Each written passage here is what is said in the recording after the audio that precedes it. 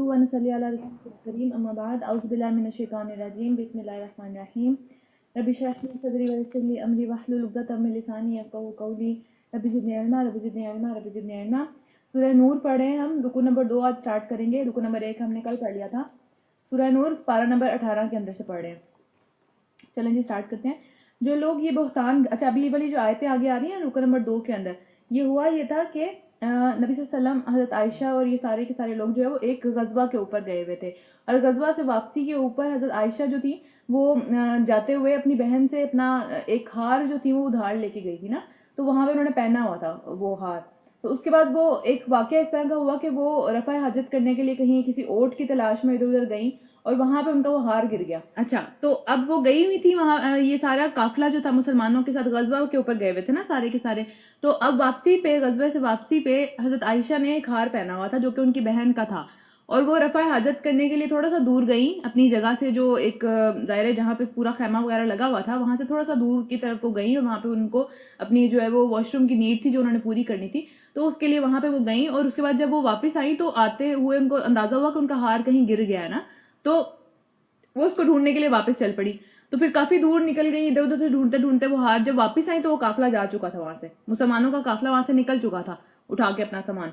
तो क्या हुआ कि वो पीछे रह गई और वो उसी जगह पर बैठी रही कि जहां पे जो है वो काफिला था, कि कोई आएगा तो मुझे यहाँ से ले जाएगा ना, मैं इधर उधर होंगी, जाहिर है कोई इधर उधर हो जाए तो फिर वो मुश्किल हो जाता ना मिलना।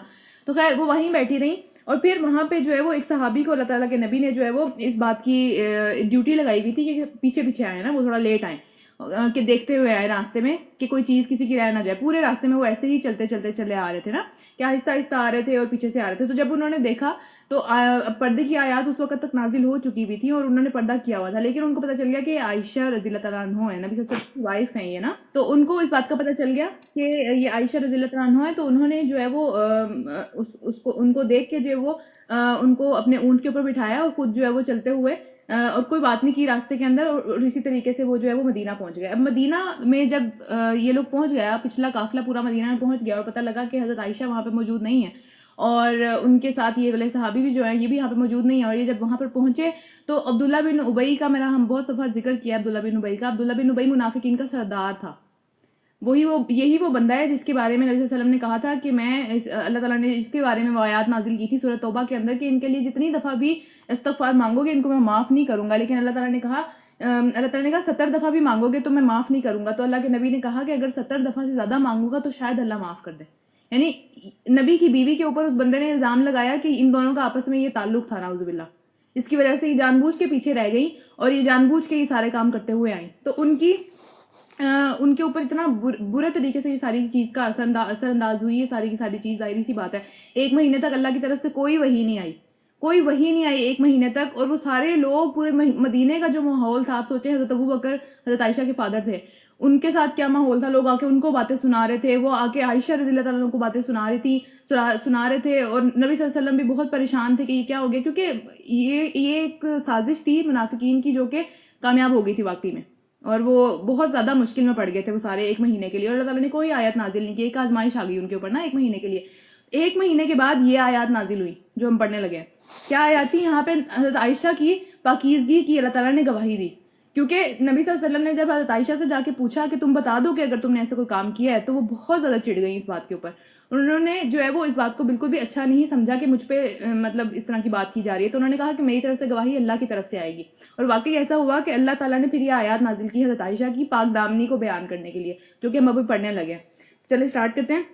तो जो लोग ये बहतान, ये इल्जाम घड़ के लेके आए हैं, यानी सारे मुनाफिकीन जो थे, वो तुम्हारे अंदर का ही एक टोला है, यानी मुसलमानों में से ही वो लोग थे। कहते तो यही थे कि हम मुसलमान हैं, और फिर इस वाकये में उन्होंने अपने हक में, इस वाकये को अपने हक में जो है वो बुराई ना समझो। यानी देखिए कितना बड़ा वाकया हो गया, नबी सल्लल्लाहु अलैहि वसल्लम के बारे में, उनकी वाइफ के बारे में, हजरत अबू बकर इतने बड़े, और इसके अलावा बाकी सारी उनकी जो अजवाज मुतहरात थी, सब बहुत परेशान थे, सारे मुसलमान परेशान थे कि ये क्या हो गया, वही नहीं आ रही है 1 महीने तक।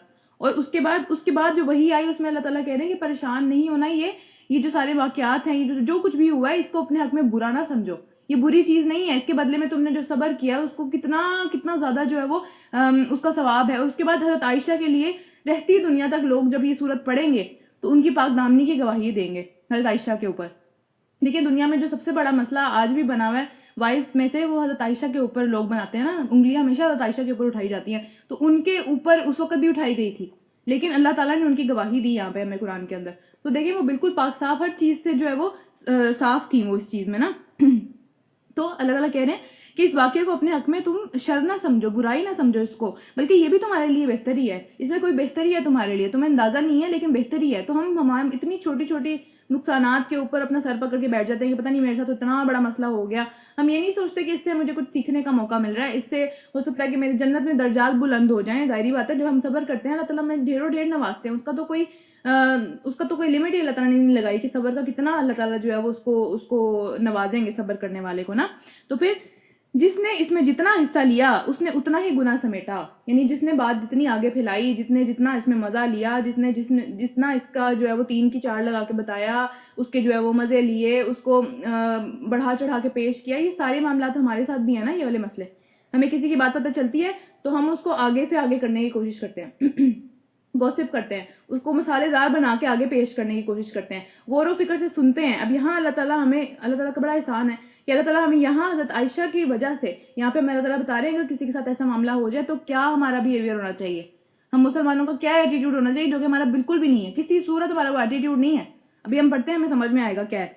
تو پھر بات یہی ہے کہ آج بھی یہی قانون اسی طریقے سے ہے کہ جس نے جتنا گناہ کیا، جس نے جتنا اس بات کو آگے کیا، اس نے اتنا ہی گناہ سمیٹا.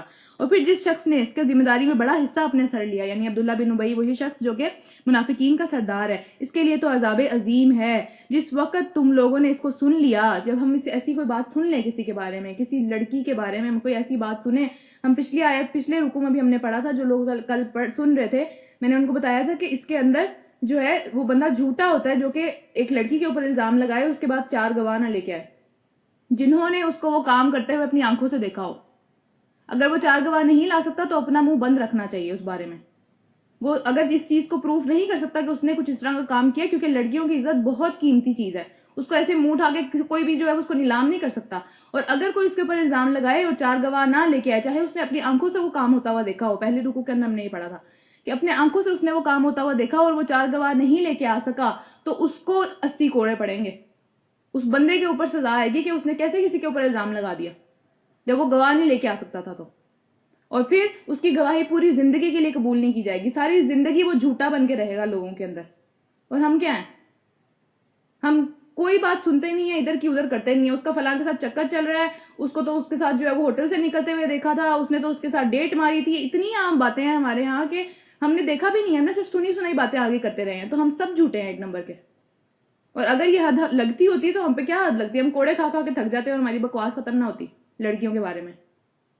تو یہ سورہ نور لڑکیوں کے لیے اللہ تعالیٰ نے نازل کی ہے کہ ان کے اوپر الزامات اپنی منہ سے نہیں نکالنے، اگر پتہ بھی ہے تو نہیں نکالنا. یہاں پہ اگلی آیت جو ہم پڑھ رہے ہیں اس میں کیا ہے کہ جس وقت تم لوگوں نے اسے سنا تھا اس وقت کیوں نہ مومن مردوں اور مومن عورتوں نے اپنے آنکھ سے نیک گمان کیا، کیوں اپنے دل میں یہ بات نہیں سوچی کہ یہ بات غلط ہے، ایسا نہیں ہو سکتا، میں اس بندے کو جانتا ہوں ایسا نہیں ہے. حضرت عائشہ کے بارے میں ایسی بات کیوں نہیں سوچی کہ نبی کی بیوی ہیں، وہ کس طرح کی باتیں ان کے بارے میں کر رہے ہیں، اپنے دل میں اچھا گمان کیوں نہیں کیا اس بندے کے بارے میں، اور پھر کیوں نہ کہہ دیا کہ یہ سری بہتان ہے، اس کو ڈیفینڈ کیوں نہیں کیا. کہ ایک تو دل میں بھی اچھا سوچنا اس کے بارے میں، چاہے جتنا مرضی اس کے اوپر پوری دنیا ایک بات کری ہے، مومن کا یہ کام نہیں ہے کہ وہ سنی سنائی باتوں کے اندر آ جائے. مومن کا یہ کام ہے وہ اپنے دل کے اندر اس کو ڈیفینڈ کرے، دل کے اندر یہ سوچے کہ نہیں ایسا نہیں ہو سکتا، اور دوسروں کو بھی کہے کہ ایسی باتیں نہ پھیلاؤ، یہ سراسر الزام ہے، ایسا کچھ نہیں ہو سکتا. انہوں نے کیوں نہیں نبی کی وائف کو ڈیفینڈ کیا، اور ہم کیوں نہیں آپس میں ایک دوسرے کو ڈیفینڈ کرتے، ہم دوستوں کے بارے میں بھی اتنی گوسپ کر رہے ہوتے ہیں بیٹھ کے. تو پھر آگے چلتے ہیں. اور وہ لوگ اپنے الزام کے ثبوت میں 4 گواہ کیوں نہ لائے، وہی والی بات ہے پچھلے رکوع کے اندر ہم نے پڑھی تھی کل نا، یہ کہ 4 گواہ ہونے چاہیے، جو جس کے اوپر الزام لگائے گا اس کے اوپر وہ 4 گواہ جنہوں نے اس کو کرتے ہوئے وہ دیکھا ہو. اگر زنا کے اوپر الزامات لگا رہے ہیں نا تو وہ حرکت کرتے ہوئے انہوں نے 4 گواہوں نے دیکھا ہو اس کو، پھر وہ گواہی قبول ہوگی. اور نبی صلی اللہ علیہ وسلم سے کسی نے پوچھا کہ کیا حرکت، کوئی سب کے سامنے تو نہیں کرتا زنا، تو نبی صلی اللہ علیہ وسلم نے فرمایا کہ اس طریقے سے وہ ایک دوسرے کے اندر ہو جیسے کہ سرمے کی سلائی سرما دانی کے اندر جاتی ہے، اس طریقے سے انہوں نے 4 گواہوں نے اس کو کرتے ہوئے دیکھا ہو، تب وہ گواہی قبول ہوگی. تو سوچے اسلام نے کتنا زیادہ پروٹیکٹ کیا ہے عورت کی عزت کو یہاں پہ، کہ کوئی بندہ منہ اٹھا کے الزامات نہیں لگا سکتا، اس کو کوڑے پڑیں گے اگر اس نے الزامات لگائے تو. تو ہمارے یہاں کیا سین ہے اور ہمارا اپنا کیا سین ہے. سورہ نور کی رکوع نمبر 2 پڑھے ہیں ہم، رکوع نمبر 2 ہے اور آیت نمبر 12 ہے، 13ویں آیت پڑھے ہم. ٹھیک ہے، تو انہوں نے کیوں نہ کہہ دیا کہ یہ بہتان ہے، یہ الزام ہے، ایسا نہیں ہو سکتا. انہوں نے کیوں نہ کہا، چاہے انہیں پتہ بھی تھا، انہوں نے یہ بات آگے کیوں کی، کیوں گوسپ کے اندر انہوں نے پارٹ لیا، ایک بندی کی عزت کو انہوں نے کیوں نہ اپنی عزت سمجھا. اور پھر آگے چلتے ہیں، وہ لوگ اپنے الزامات کے ثبوت کے اندر 4 گواہ کیوں نہ لے کے آئے، اب کہ وہ گواہ نہیں لائے ہیں، اللہ کے نزدیک وہی جھوٹے ہیں. جو گواہ نہیں لے کے آ سکتا وہ جھوٹا ہے. اور ہمیں بھی اپنی زندگی کے اندر یہ بات جو ہے نا یہ مان لینی چاہیے، جو بندہ گواہ نہیں لے کے آ سکتا، جو بندہ واقعی وہ چیز کرتے ہوئے لوگوں کو نہیں لے کے آ سکتا، صرف اپنی سنی سنائی بات کو آگے کرتا چلا جا رہا ہے، وہ جھوٹا ہے. ٹھیک ہے، پھر آگے چلتے ہیں. اگر تم لوگوں پر دنیا اور آخرت میں اللہ کا فضل و کرم نہ ہوتا تو جن باتوں میں تم پڑ گئے تھے ان کی پاداش میں تمہیں بہت بڑا عذاب آ لیتا. یہ کوئی چھوٹی بات نہیں ہے کسی کی عزت سے کھیلنا. اور پھر ذرا غور تو کرو اس وقت تم کیسی سخت غلطی کر رہے تھے جب تمہاری ایک زبان سے دوسری زبان اس جھوٹ کو لیتی چلی جا رہی تھی. ہمارے یہاں بھی تو یہی ہے نا، ایک زبان سے دوسری، دوسری سے تیسری، تیسری سے چوتھی، اور چوتھی سے پتہ نہیں کتنی. تو کیوں نہیں، یہ کتنی بڑی غلطی ہے یہ باتیں اس طرح سے آگے کرنا جس کا آپ کو پتہ بھی نہیں ہے. اور پھر تم اپنے منہ سے وہ کچھ کہتے چلے جا رہے تھے جس کے متعلق تمہیں کچھ علم نہیں تھا، کچھ پتہ ہی نہیں تھا کہ وہ بات ٹھیک ہے یا نہیں، بس دوسروں سے سنی اور آگے کر دی. اور پھر تم اسے ایک معمولی بات سمجھ رہے تھے، حالانکہ اللہ کے نزدیک یہ بہت بڑی بات تھی. کسی کی باتیں اس طرح سے کرنا، کسی کے کریکٹر پہ بات کر دینا، کسی کے اس طرح سے جو ہے وہ عزت سے کھیلنا، یہ بہت بڑی بات ہے.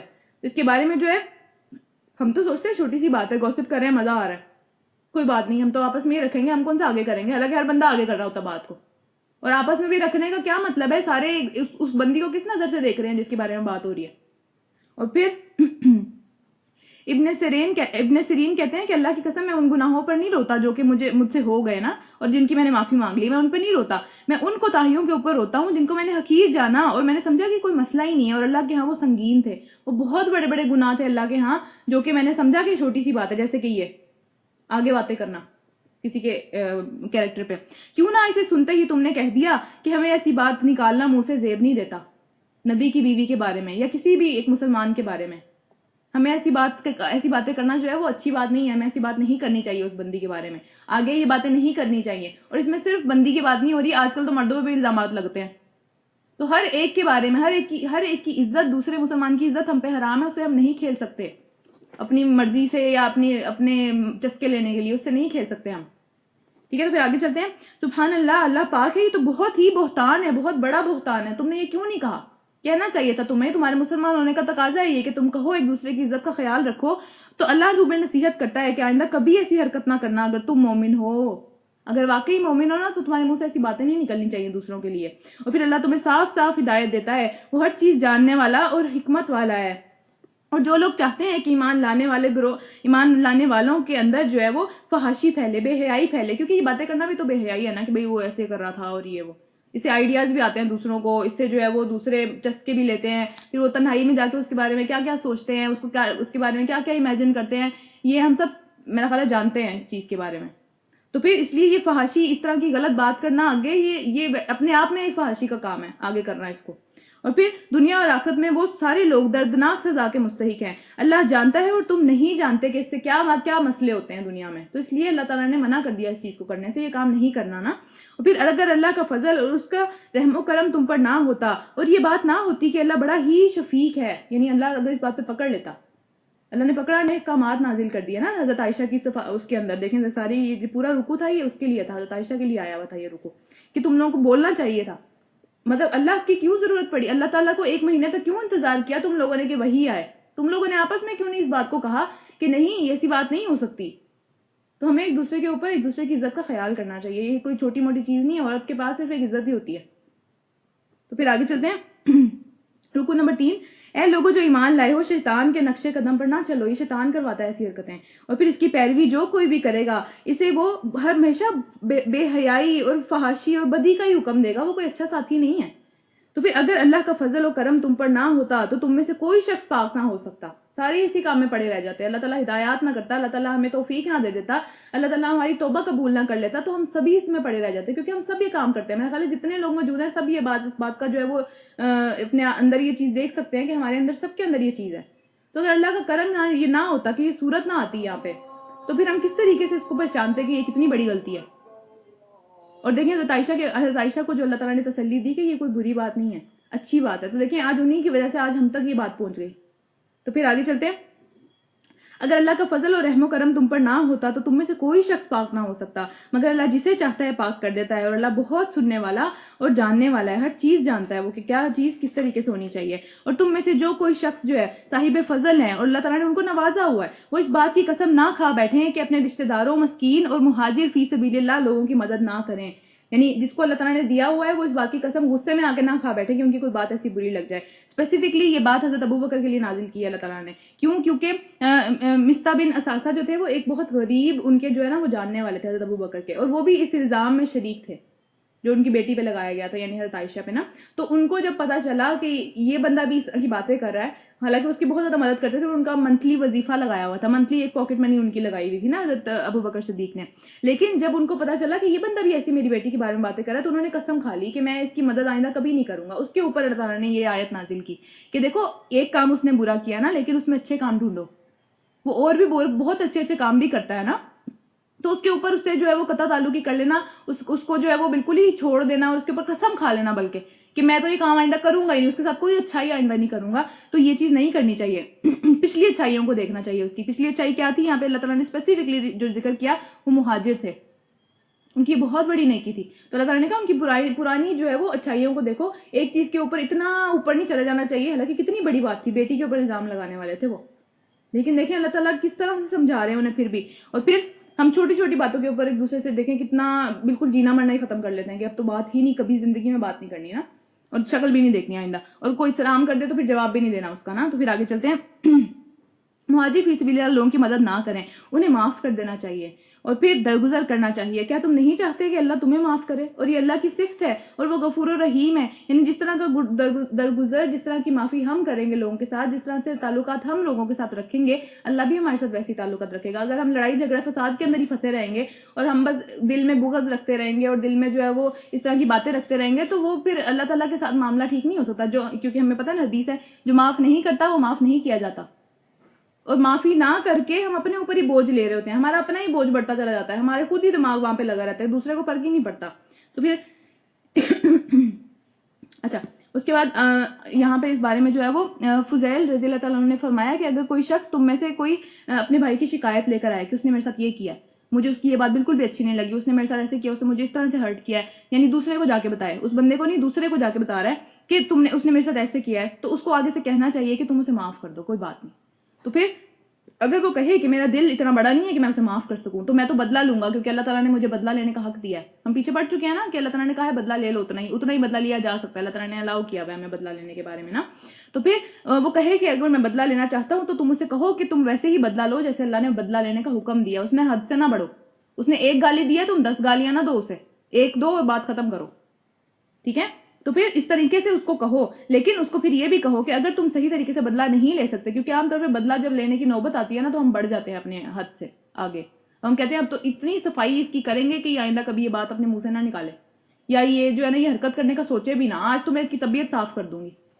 تو پھر اگر تم صحیح سے بدلہ نہ لے سکو تو تمہیں چاہیے کہ واپس جو ہے یہ معاف کر دینے کے دروازے کی طرف پلٹو، کیونکہ وہ دروازہ بہت وسیع ہے، چاہیے تمہیں کہ وہ معاف کر دو، کیونکہ ہوتا یہ ہے کہ جو معاف کرنے والا ہوتا ہے وہ رات کو چین کی نیند سو جاتا ہے معاف کر کے، لیکن جو بدلہ لینے والا ہوتا ہے وہ دن رات اسی پلاننگ میں لگا رہتا ہے، دن رات اسی اس کی جو کشمکش چلتی رہتی ہے، آگ بگولا وہ ہوا رہتا ہے، اس کو جو ہے وہ دیکھنا بھی پڑتا ہے اگلے بندے کو کہ اس کو فرق پڑ رہا ہے یا نہیں، وہ دن رات اسی چیز میں لگا رہتا ہے، تو اس کو سکون نہیں آتا بدلہ لے کے، سکون معافی میں ہی آتا ہے، تو اس لیے چاہیے کہ معاف کر دیں، کوئی بات نہیں۔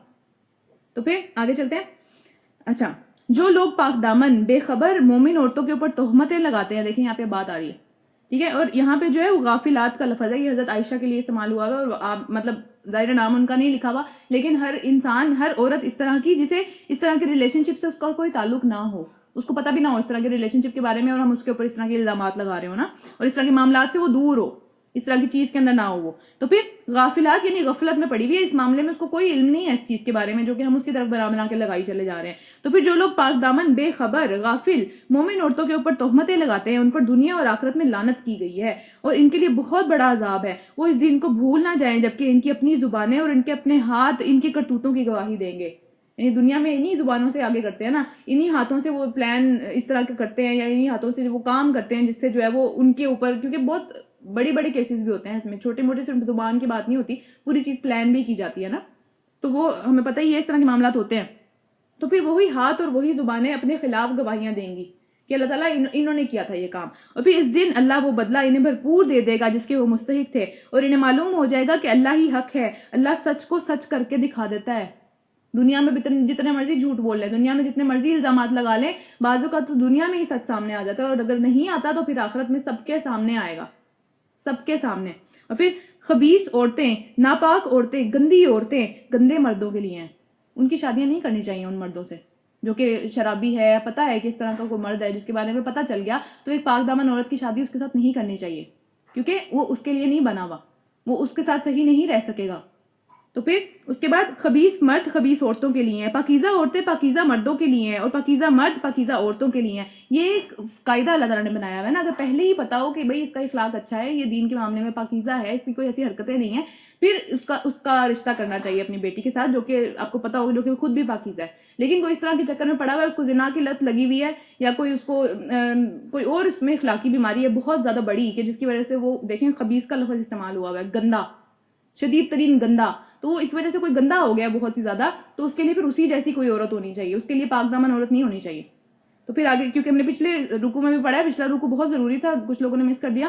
پچھلے رکوع کے اندر جو ہے اللہ تعالیٰ نے بتایا کہ جو زانیہ عورت ہے اس کی شادی زانیہ مرد کے ساتھ ہی ہونی چاہیے، جس کو زنا کی لت لگی ہوئی ہے نا، اس کو زنا کی لت لگے ہوئے مرد ہی ملنا چاہیے، اس کو پاک مرد نہیں ملنا چاہیے۔ اسی طرح پاک مرد جو زانی مرد ہے جس کو لت لگی ہوئی ہے اس چیز کی، اس کو ویسی ہی کوئی عورت ملنی چاہیے، کیونکہ اہل ایمان کے اوپر اللہ تعالیٰ نے یہ چیز حرام کر دی ہے ان عورتوں سے شادی کرنا جب تک کہ وہ توبہ نہیں کر لیتی۔ تو پھر اس پہ ہم نے کافی لمبی ڈسکشن کی تھی، لیکن بہرحال اب جو نہیں تھے تو نہیں تھے، وہ ریکارڈنگ سن سکتے ہیں۔ آگے چلتے ہیں۔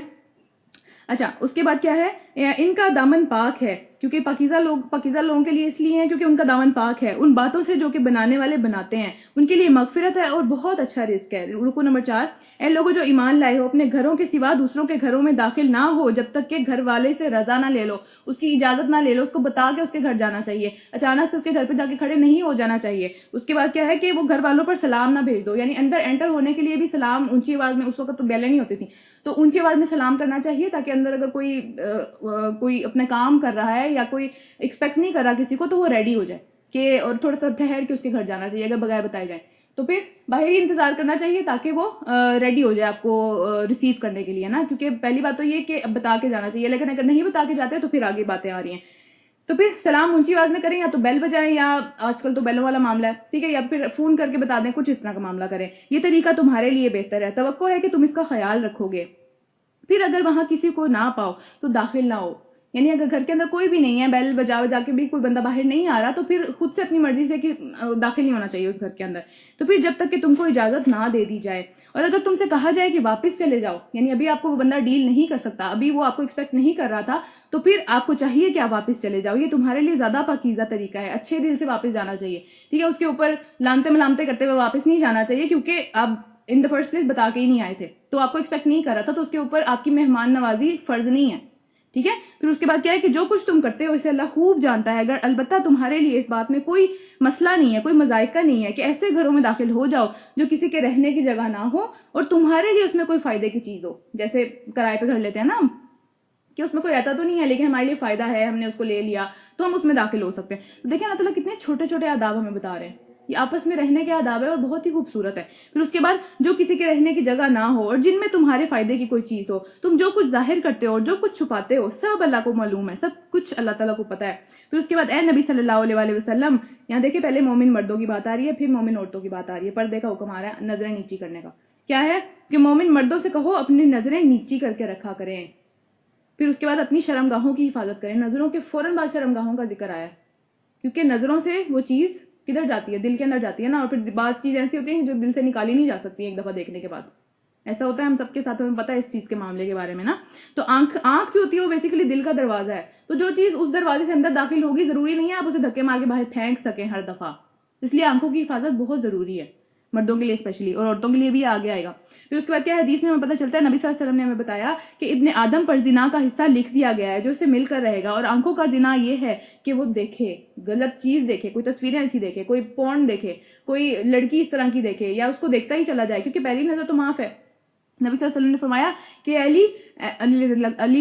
علی رضی اللہ تعالیٰ عنہ سے نبی صلی اللہ علیہ وسلم نے فرمایا کہ اے علی اپنی نظروں کو پیچھے نہ لگایا کرو، یعنی ایک نظر اٹھانے کے بعد وہ تو دیکھ لیا، دوسری دفعہ اس کو پیچھے نہ دیکھا کرو واپس کہ کیا دیکھا میں نے. کیوں؟ کیونکہ جو ایک چیز تم نے دیکھی اور تمہیں مطلب وہ اچھی لگی، تمہارے دل کو بھائی وہ، اس کو دوبارہ نہ دیکھو، کیونکہ پہلی نظر تو معاف ہے، دوسری معاف نہیں ہے، دوسری کے اوپر اللہ تعالیٰ نے پوچھنا ہے. تو یہ دیکھیں کتنی پاکیزہ یہ اللہ تعالیٰ آیات نازل کرتے چلے جا رہے ہیں، بہت ہی خوبصورت صورت ہے. اچھا اس کے بعد آگے چلتے ہیں.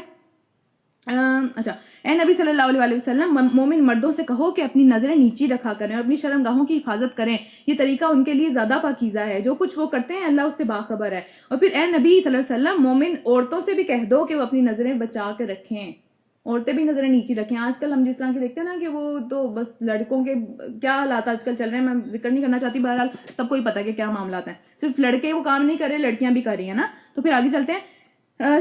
اچھا جی ہاں، اور اپنی شرمگاہوں کی حفاظت کریں اور اپنا بناؤ سنگھار نہ دکھائیں بس سوائے اس کے کہ جو کہ خود ظاہر ہو جائے. اپنی زینت والے جو اعضاء ہیں وہ دوسروں کو نہ دکھائیں، کیونکہ سوائے اس کے جو خود سے ظاہر ہو جائے، جیسے کہ اگر کوئی ادھر ادھر ہو گیا، کوئی غلطی سے ہو گیا، پتہ نہیں چلا اس طریقے سے نا.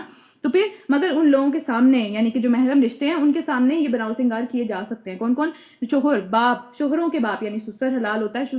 سسر جو ہے وہ ایون اگر آپ کی طلاق بھی ہو جائے تب بھی وہ حلال رہتا ہے ساری زندگی. پھر اس کے بعد اپنے بیٹے، شوہروں کے بیٹے، بھائی، بھائیوں کے بیٹے، بہنوں کے بیٹے، اپنے میل جول کی عورتیں، عورتوں کے سامنے خوب زینت و جو بھی معاملات ہیں وہ کرنے چاہیے.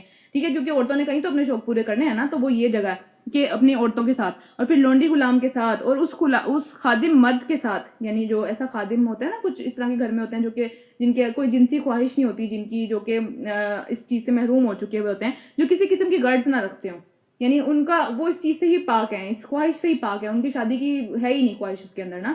یعنی خواہش کا مطلب ہے کہ اللہ تعالیٰ نے اس کو اس قابل ہی نہیں کیا کہ جسمانی طور پہ. تو پھر آگے چلتے ہیں. اور وہ بچے جو عورتوں کی پوشیدہ باتوں سے ابھی واقف نہ ہوئے ہوں، ان کے سامنے بھی یہ کیا جا سکتا ہے، کسی کے بھی ہوں. اور پھر وہ اپنے پاؤں زمین پر مارتی ہوئی نہ چلیں، اکڑ کے نہ چلیں، ان کے پاؤں کے اندر کوئی ایسا زیور نہ ہو کہ جس سے آواز آئے، یعنی چھن چھن کی، یا پھر کوئی اس طرح کی بہت ہیل والی ٹھک ٹھک ٹھک ٹھک ٹھک کریں کہ پوری مارکیٹ بس اسے ہی دیکھ رہی ہے. اور پھر جو اپنی زینت انہوں نے چھپائی ہوئی ہے اس کا لوگوں کو علم ہو جائے، یعنی کوئی پازیب پہنی ہوئی ہے اس طریقے کی یا کچھ بھی. تو پھر اے مومنو تم سب مل کر اللہ کے ہاں توبہ کرو، توقع ہے کہ تم فلاح پا جاؤ گے. کیونکہ ہم سب یہ کام کرتے ہیں نا، ہم سب اس میں شامل ہیں، کچھ نہ کہیں نہ کہیں یہ سب چیزیں ہماری زندگیوں میں ہیں. تو ان سے جو ہے وہ اللہ تعالیٰ نے کہا کہ توبہ کر لو، توقع ہے کہ فلاح پا جاؤ گے. تو پھر اس کے بعد تم میں سے جو لوگ سنگل ہیں، جن لوگوں کی بھی شادیاں نہیں ہوئی ہیں، جو لوگ ابھی نکاح کے منتظر ہیں، تمہارے لونڈی غلاموں میں سے ہوں اگر، تو پھر یعنی تمہارے نیچے اگر کوئی لوگ ہیں، جیسے کہ ماں باپ کے نیچے تو بچے ہوتے ہیں نا، تو یعنی ان کا فرض ان کے ماں باپ کے اوپر ہے وہ والی چیز کا. تو پھر کیا ہے کہ ان کو جو صالح ہوں ان کے لیے ان کے نکاح کر دو، اور اگر وہ غریب ہوں تو اللہ ان کو اپنے فضل سے غنی کر دے گا. نکاح جو ہے وہ رزق میں برکت کا ذریعہ ہے. عام طور پہ ہم نے تو بہت ہی مشکل معاملات آج کل کر لیے ہیں کہ بھئی یہ چیزیں نہیں ہوں گی تو پھر نکاح نہیں ہو سکتا، یہ چیزیں نہیں ہوں گی تو شادی نہیں ہو سکتی. بہرحال اللہ تعالیٰ ان کو اپنے فضل سے غنی کر دیتا ہے. ایک سے بہتر دو ہوتے ہیں اور ایک 11 ہو جاتے ہیں نا پھر وہ. اور پھر مطلب ہمارا بھی اس طرح ہم دیکھتے ہیں کہ لڑکیوں کا بھی یہ معاملہ کی شادی ہوگی تو ہر چیز چھوڑ کے بیٹھ جائیں گے، چاہے پڑھ رہے ہوں چاہے کچھ بھی کر رہے ہو، بس اب تو شوہر ہی کا معاملہ سارا کا سارا آ گیا. تو اس طرح مطلب ظاہر ہے رکھا بھی جا سکتا ہے، لیکن اگر نہیں ہے اس طرح کا معاملہ تو پھر اس میں اپنا ولنگ بھی ہونا چاہیے اس چیز کے لیے. کوئی اس میں بڑا مسئلہ نہیں ہے، کچھ مسئلہ نہیں ہے اس میں.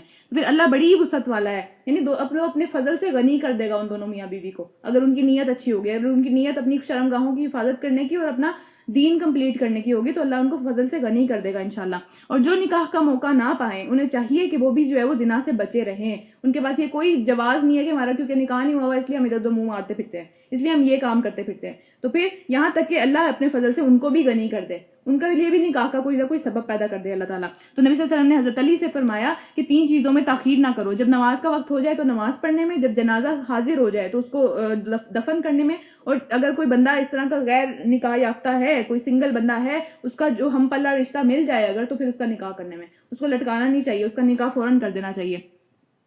اچھا اس کے بعد جو ہے آگے چلتے ہیں. ہاں، اور اپنے جو لونڈیاں ہیں تمہارے پاس، جو لونڈیاں ہیں ان کو اپنے دینوی فائدے کے لیے پروسٹیٹیوشن پہ مجبور نہ کرو، کیونکہ اس ٹائم پہ وہ لوگ یہ کرتے تھے کہ لونڈیاں پیاری پیاری سی خرید لیتے تھے اور اس کے بعد ان سے پروسٹیٹیوشن کرواتے تھے اور اس سے پیسے لیتے تھے پھر نا. تو ان سے یہ کام نہ کرواؤ، اللہ تعالیٰ نے یہاں منع کر دیا، جبکہ وہ خود پاک دامن رہنا چاہتی ہوں، ان کو زبردستی مجبور نہ کرو اس چیز کے لیے، اور جو کوئی ان کو مجبور کرے گا تو اس کا یہ مجبور کرنا یعنی یہ سارے کی ساری چیزیں جو ہے وہی پکڑا جائے گا اس چیز کے لیے۔ تو پھر اس کے بعد اگر وہ توبہ کر لے تو پھر اللہ ان کے لیے بہت غفور و رحیم ہے۔ ہم نے صاف صاف ہدایات دینے والی آیات تمہارے پاس بھیج دیں، اور ان قوموں کے لیے عبرتناک مثالیں بھی تمہارے سامنے پیش کر چکے ہیں جو کہ تم سے پہلے گزر چکی ہیں، اور وہ نصیحتیں ہم نے تمہیں دے دیں جو کہ ڈرانے والوں کے لیے کافی ہوتی ہیں۔ ان کو مزید اب کسی بات کی ضرورت نہیں ہے، یہ ساری باتیں ہم نے جو پڑھی ہیں یہ ہماری ڈیلی زندگی سے تعلق رکھنے والی چیزیں ہیں نا، کوئی ایسی باتیں نہیں ہیں جو کہ ہم دیکھتے نہیں ہیں یا ہمیں پتہ نہیں ہے ان چیزوں کا، ساری ہمارے سے ملتی جلتی چیزیں ہیں۔ اچھا، اب اگلی آیت جو آ رہی ہے رکو نمبر 5 کے اندر سورہ نور کے، وہ آیت نور ہے، اس میں اللہ تعالیٰ نے اپنے ہر طرح کی چیز کے نور کے بارے میں بتایا نا ہمیں، اور اسی آیت کی وجہ سے سورت کا نام سورہ نور ہے جو کہ ہم پڑھنے لگے ہیں۔ اللہ آسمانوں اور زمین کا نور ہے، یہ تو بہت زیادہ آپ لوگوں نے سنی ہوگی، ہر جگہ لکھی ہوتی ہے، اللہ نور السماوات والارض، یہ والی جو آیت، یہ چھوٹا سا پارٹ لکھا ہوتا ہے، پوری آیت تو نہیں لکھی ہوتی۔ بہرحال اللہ جو ہے وہ آسمان اور زمین کا نور ہے، کائنات میں اس کے نور کی مثال ایسی ہے کہ جیسے ایک تاک کے اندر چراغ رکھا ہو، ایک بند جگہ کے اوپر ایک چراغ رکھا ہوا ہے جس نے اس جگہ کو روشن کیا ہوا ہے، اور پھر وہ چراغ زیتون کے ایک ایسے مبارک درخت کے تیل سے روشن کیا جاتا ہے جو کہ نہ مشرق میں ہے نہ مغرب میں، یعنی وہ ایسی جگہ سے وہ زیتون اس جگہ کا ہے جو کہ ادھر ادھر نہیں ہوئی ہوئی، وہ اکویٹر کے اوپر ہے، اس کے اوپر پورا دن دھوپ پڑتی ہے، جس کی وجہ سے وہ بہت خوبصورت پھل دیتا ہے، بہت زیادہ لذیذ اور سمجھ لیں رسیلا پھل ہوتا ہے اس کا جو زیتون اس میں سے نکلتا ہے وہ بہت رسیلا ہوتا ہے، جس کی وجہ سے وہ بہترین کوالٹی کا ہوتا ہے۔ یعنی تفاسیر سے پتہ چلتا ہے کہ فلسطین اور شام کے علاقے کی یہاں پہ بات کی گئی ہے کہ اس کا زیتون سب سے اچھا ہوتا ہے کھانے کے لیے نا۔ دیکھیں دوسری دفعہ زیتون کا ذکر آ رہا ہے قرآن کے اندر، جنہوں نے رقیہ والی ورک شاپ اٹینڈ کی تھی میں نے بتایا تھا کہ یہ اس کا ذکر قرآن کے اندر موجود ہے، اور اس کے اندر اللہ تعالیٰ نے شفا بھی رکھی ہوئی ہے، یہ بہت مبارک درخت سے آتا ہے بار بار اور اس کا تیل بھی، اسپیشلی یہاں پہ تیل کی بھی بات آئے گی، اس کی بھی ہم نے وہاں پہ بات کی تھی، تو یہ یہاں پہ دوسری دفعہ آ رہا ہے، اس سے پہلے سورہ بنی اسرائیل میں بھی اس کا ذکر آیا تھا۔ اچھا، اس کے بعد آگے چلتے ہیں، ایسے مبارک درخت سے، یہ دیکھیں مبارک درخت، تو مبارک درخت سے اس کا تیل روشن کیا جاتا ہو جو کہ نہ مشرق میں ہو نہ مغرب میں، جس کا تیل اپنے آپ خود ہی بھڑکتا ہو، یعنی اس کے تیل کے اندر ایسی روشنی ہو، ایسا وہ چمکنے والا تیل ہو، اچھی کوالٹی کا وہ تیل ہو کہ وہ اس کو دیکھنے سے ہی جو ہے وہ آنکھیں چمک چمک فیل ہو اس کے اندر، اس کو جلنے کی بھی ضرورت نہ ہو، اس کی روشنی ویسے ہی اپنے آپ میں اس کی ایک روشنی ہو نا، خود ہی بھڑکتا ہو، چاہے اس کو آگ لگے ہی نہ، ابھی آگ لگی بھی نہیں ہے اور وہ پہلے سے ہی بھڑک رہا ہے، پہلے سے ہی وہ پیارا لگ رہا ہے، دیکھنے میں لگ رہا ہے کہ روشنی ہے وہاں پہ نا، پھر جب اس کو آگ لگتی ہے تو پھر اور بھی زیادہ وہ خوبصورتی سے روشن ہوتا ہے، اور بھی زیادہ اچھے طریقے سے جلتا ہے، اور بھی زیادہ اچھے طریقے سے روشنی ادھر ادھر کرتا ہے، یعنی سارے جو روشنی کے اوپر روشنی، لیئر میں روشنی آ رہی ہے نا، کہ ایک چراغ ہے اور وہ اتنی پاک چیز سے بنا ہوا ہے اور اتنی پاک چیز اس میں جل رہی ہے، اور وہ جلنے والی چیز بھی اتنی خوبصورت ہے کہ بہت ہی پیارے طریقے سے وہ جو ہے وہ جلتی چلی جا رہی ہے، اور اس میں ڈبل ٹرپل بہت سارے لیئرز میں نور پہ نور آتے چلے جا رہے ہیں۔ اللہ اپنے نور کی طرف جس کی چاہتا ہے رہنمائی کر دیتا ہے، وہ لوگوں کو مثالوں سے سمجھاتا ہے، یہ مثال دی ہے نا اللہ تعالیٰ نے ہمیں، یہ ساری چراغ کی مثال دی ہے، اور وہ ہر چیز سے خوب واقف ہے۔ اچھا، اب اس میں یہ جو مثال اللہ تعالیٰ نے دی ہے یہ مطلب مفسرین سے ہمیں پتہ چلتا ہے کہ یہ مومنین کی بھی مثال ہے، ان کے اندر نور ہوتا ہے، اللہ کا نور ہوتا ہے۔ اچھا، پہلے ہم یہ چیز ڈسکس کر لیتے ہیں کہ اللہ تعالیٰ کی ذات نور ہے، ٹھیک ہے، اللہ تعالیٰ کا حجاب جو اللہ تعالیٰ نے کیا ہوا ہے، اللہ تعالیٰ کا جو چھپے ہوئے ہیں اللہ تعالیٰ ہم سب سے، وہ بھی نور ہے، وہ بھی نور کا ہے، ٹھیک ہے۔ اسی طرح اللہ تعالیٰ کی جو ساری کتابیں ہیں وہ بھی نور ہے، راستہ دکھانے والی ہیں۔ اللہ تعالیٰ کا دین اگر کسی کے دل میں آ جاتا ہے وہ بھی نور ہے، وہ اس کے دل کو روشن کر دیتا ہے۔ اللہ تعالیٰ کی باتیں اگر کوئی بندہ بتاتا ہے وہ محفل نور بن جاتی ہے، وہ محفلیں جہاں بیٹھ کے قرآن پڑھا جاتا ہے یا جہاں بیٹھ کے کوئی علم کی بات، اللہ کی بات کی جاتی ہے، وہ آسمان والے اس کو اس طرح سے دیکھتے ہیں جیسے ہم آسمان سے ستارے دیکھتے ہیں، وہ اتنی روشن ہو جاتی ہیں، وہ نور میں اتنا زیادہ بڑھ جاتے ہیں وہ گھر کہ آسمان والے فرشتے ان کو اس طرح دیکھتے ہیں جیسے ستارے چمک رہے ہوتے ہیں، زمین پہ وہ ان کو اس طریقے سے دیکھتے ہیں۔ تو ہمیں ہمیشہ یہ کوشش کرنی چاہیے کہ جب بھی ہم کسی سے ملیں یا کچھ بھی اس طرح سے کریں تو کوئی نہ کوئی اس طرح کا معاملہ ضرور کریں، کیونکہ ہمارے گھر بھی چمکنے چاہیے، ہمارے گھر بھی اللہ کے نور سے مہکنے چاہیے، اللہ کے نور سے روشن ہونے چاہیے نا ہمارے گھر سارے کے سارے۔ تو پھر خیر، اچھا، اس کے بعد اس کی مثال جو ہے وہ مفسرین کہتے ہیں وہ ایک مومن کی بھی یہی مثال ہوتی ہے کہ پہلے تو یہ کہ اس کا جو خمیر اٹھایا جاتا ہے، اس کا جو مٹی ہوتی ہے وہ بہت پاکیزہ ہوتی ہے، اس کے بعد اس کو اچھے دل کے ساتھ اچھی فطرت پہ پیدا کرتے ہیں اللہ تعالیٰ، وہ بہت اچھی فطرت پہ ہوتا ہے، اس کے بعد وہ اپنے دل کو شرک سے یا اس طرح کی چیزوں سے آلودہ نہیں کرتا، پھر اس کے بعد ایمان آ جاتا ہے، ایک اور نور آ گیا اوپر، یعنی پہلے تو ایک روح صاف تھی، پاک روح تھی نا اللہ کی طرف سے، تو پھر اس کے بعد اس کے اوپر ایمان کی روشنی آ گئی، ایمان کا نور کی لیئر آ گئی، پھر ایمان کے نور کی لیئر آئی تو اس نے علم حاصل کرنا شروع کیا، پھر قرآن کے نور کی لیئر آ گئی، پھر اس کے بعد حدیث کے نور کی لیئر آ گئی، پھر اس کے بعد اپنے اچھے اعمال کے نور کی لیئر آ گئی، پھر وہ جو سارے کے سارے نور اکٹھے ہوئے، وہ نور اتنا بڑھا کہ ارد گرد والے متاثر ہونے لگے اس نور سے، اس کا نور دوسروں تک پہنچ گیا اور دوسرے بھی مہکنے لگے، دوسرے بھی چمکنے لگے۔ تو یہ اس طرح کا نور ہے اللہ تعالیٰ کا جو پھیلتا ہے، بڑھتا ہے، جو اس کے اندر آ جاتا ہے وہ اسی طرح چمکنے لگتا ہے، وہ اسی طریقے سے اللہ تعالیٰ کے جو ہے وہ نور کے اندر سمٹ جاتا سارا کا سارا. تو اللہ تعالیٰ سے ہمیشہ نور مانگنا چاہیے، کیونکہ یہ اللہ تعالیٰ کی طرف سے ہی آتا ہے، اور اللہ تعالیٰ ہی جس کو دے دے اس کو دے دے. پھر آگے چلتے ہیں. اللہ تعالیٰ ہر چیز سے خوب واقف ہے، اور یہ سارے اس طرح کے نور کی طرف ہدایت پانے والے لوگ ان گھروں میں پائے جاتے ہیں جنہیں بلند کرنے کا اور جن کے اندر اپنی نام کی یاد کرنے کا، اپنا ذکر کرنے کا اللہ تعالیٰ نے حکم دیا، یعنی مساجد. ٹھیک ہے، مردوں کے لیے تو مساجد ہیں کیونکہ ان کی نماز جا کے مسجدوں کے اندر ہی ایک طرح سے صحیح طریقے سے ہوتی ہے، لیکن عورتوں کے لیے بھی گھر ہیں ان کے جہاں پہ وہ اللہ کا ذکر کرتی ہیں. تو یہاں پہ مسجد کا لفظ اسی لیے استعمال نہیں ہوا کیونکہ ہر وہ گھر جہاں اللہ کا ذکر کیا جاتا ہے، جہاں قرآن پڑھا جاتا ہے، وہ اسی طرح چمکتا ہے. اس کے ساتھ یہی معاملہ ہے. اور پھر آگے چلتے ہیں. ان میں کچھ ایسے لوگ بھی ہیں جو کہ صبح شام اللہ کی تسبیح بیان کرتے ہیں، جنہیں تجارت اور خرید و فروخت یعنی کہ دنیا کے سارے معاملات، جس طرح عورتوں کے لیے گھر کا کھانا بنانا ہے، بچے ہیں، یا پھر کچھ بھی جاب چل رہی ہے، کچھ بھی ہے، وہ اللہ کی یاد سے اور نماز قائم کرنے سے اور زکوٰۃ دینے سے غافل نہیں کرتے. وہ یہ نہیں کہتے کہ ہاں میرا تو سارا دن یہاں گزر گیا، یہ نہیں کہتے. وہ نکالتے ہیں، اس کے اندر سے بھی ٹائم نکال لیتے ہیں، اور پھر وہ اس دن سے ڈرتے رہتے ہیں جس دن آنکھیں اور دل الٹ جائیں گے. کچھ سمجھ نہیں آ رہی ہوگی ان کو، ہر وقت اسی دن کا جو ہے وہ خدشہ لگا رہتا ہے. اور یہ سب کچھ اس لیے کرتے ہیں تاکہ اللہ ان کے لیے بہترین اعمال کی ان کو جزا دے اور اپنے مزید فضل سے نوازے. کیونکہ دیکھیں اپنے اعمال کی بنا پہ کوئی بھی جنت میں داخل نہیں ہو سکتا. جنت اتنی قیمتی ہے کہ وہ ساری زندگی بھی کوئی نیکیاں کرتا رہے وہ اس میں داخل نہیں ہو سکتا. اس کے لیے اللہ کا فضل چاہیے ہی چاہیے، اللہ کی رحمت چاہیے ہی چاہیے، پھر ہی وہ وہاں جا سکتے ہیں. وہ اتنی قیمتی چیز ہے.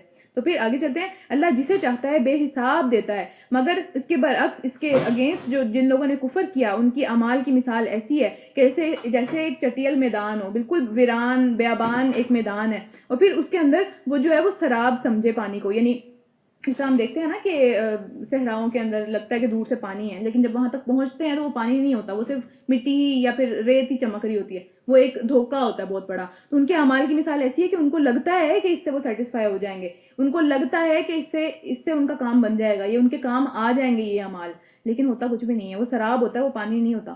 تو اللہ نے کتنی خوبصورت مثال بیان کی ہے. تو ہمیں بھی دیکھنا چاہیے کہ ہمارے اعمال کہیں سراب تو نہیں ہے، کہ ہم کس چیز کے پیچھے بھاگ رہے ہیں.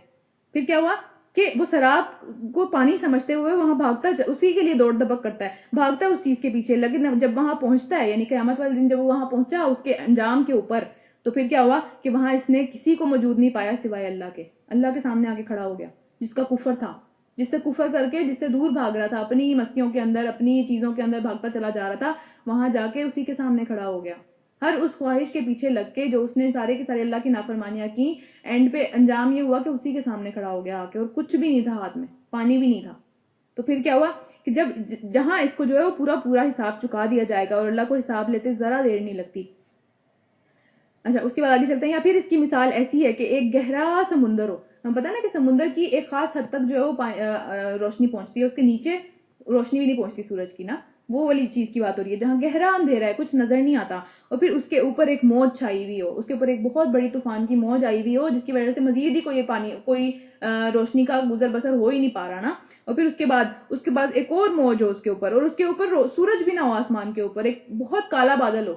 یعنی نہ باہر روشنی ہے نہ اندر روشنی ہے، کہیں روشنی ہے ہی نہیں، کہیں نور ہے ہی نہیں کہ کچھ نظر آ جائے، کچھ سمجھ میں آ جائے. نہ اس کی روح پاک تھی جو اس کو اللہ تعالیٰ نے دی. جب وہ پیدا ہوا تب تو وہ پاک تھی، لیکن جب اس کے بعد اس نے زندگی کا سفر شروع کیا، اس نے گندا کرتا گیا، اس میں وہ دور سے دور جاتا چلا گیا. پھر وہاں پہ ایمان بھی نہیں آیا، پھر وہاں تعلیم بھی نہیں آئی، پھر وہاں پہ قرآن بھی نہیں آیا، وہاں پہ کسی قسم کی کوئی نور کی کوئی گزر بسر ہوا ہی نہیں پوری زندگی.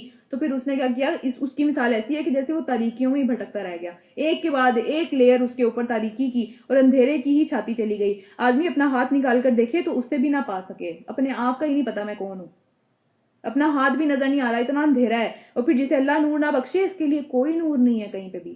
پوری دنیا میں وہ ٹکرے مارتا پھرے، اس کو نور نہیں ملے گا، وہ نظر نہیں آئے گا اسے کچھ بھی.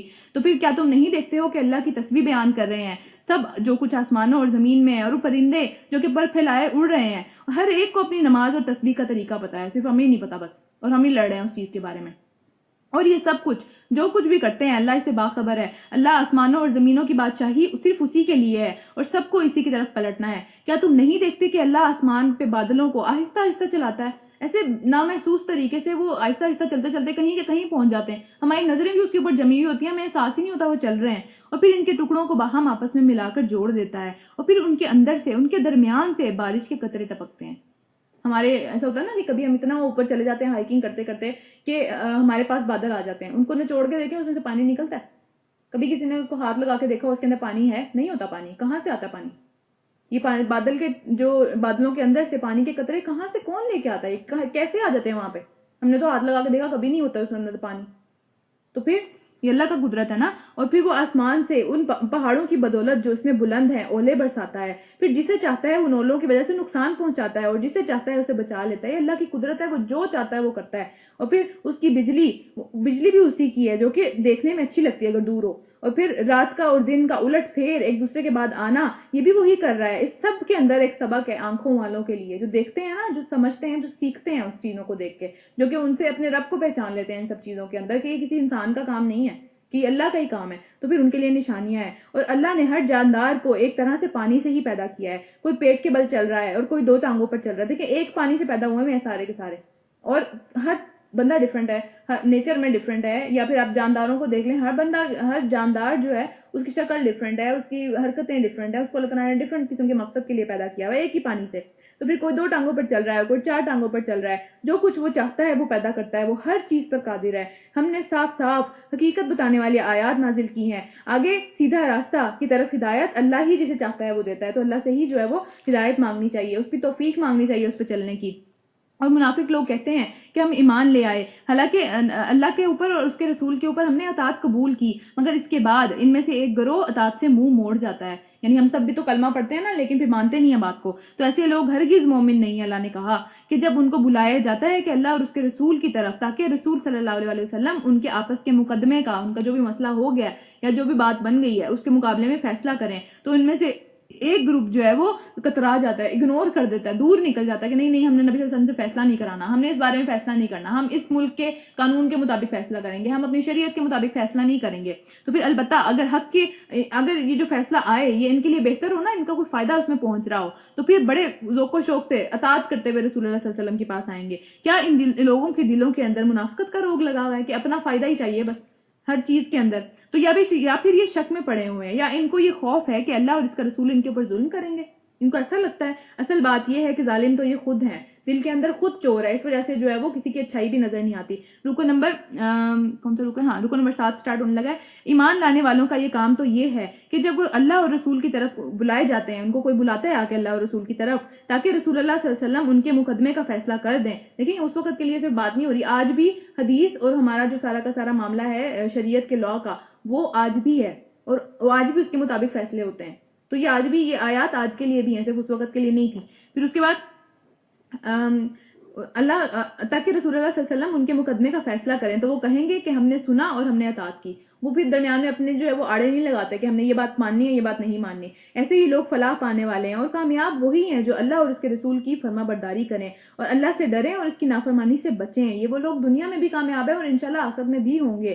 یہ منافق اللہ کی کڑی کڑی قسمیں کھا کر کہتے ہیں کہ اب آپ ہمیں کوئی حکم دیں گے نا تو ہم گھروں سے فوراً نکل پڑیں گے, جو کام کہیں گے کرنے لگ جائیں گے, کیونکہ اب آیتیں نازل ہونا شروع ہو گئی تھی نا, اب دلوں کے حالات باہر آنے لگے تھے. تو پھر اللہ نے کہا کہ ان سے کہو کہ قسمیں نہ کھاؤ, تمہاری اطاعت کا حال ہمیں پورا معلوم ہے. یعنی کر کے دکھانا پڑے گا.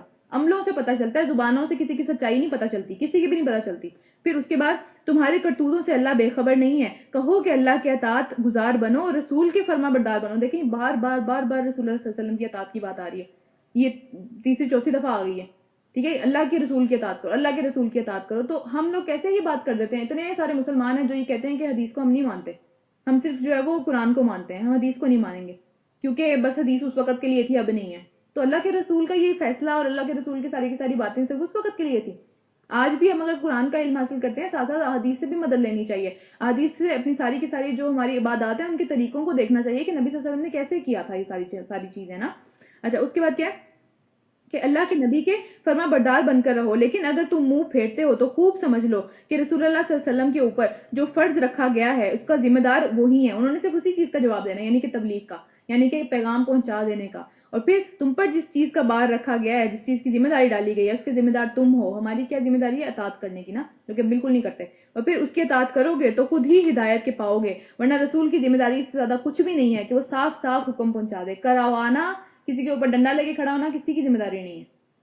ٹھیک ہے. اس کے بعد اللہ نے وعدہ فرمایا ہے کہ تم میں سے ان لوگوں کے ساتھ جو کہ ایمان لائیں اور نیک عمل کریں. دیکھیں ہمیشہ ایمان کے ساتھ نیک عمل کا ذکر آتا ہے, ہمیشہ آتا ہے, کبھی کوئی ایسا مقام نہیں آیا ابھی تک قرآن کے اندر جہاں پہ صرف ایمان کی بات ہوئی ہو, کیونکہ نیک عمل ایمان کو پروف کرتے ہیں نا کہ واقعی ایمان ہے.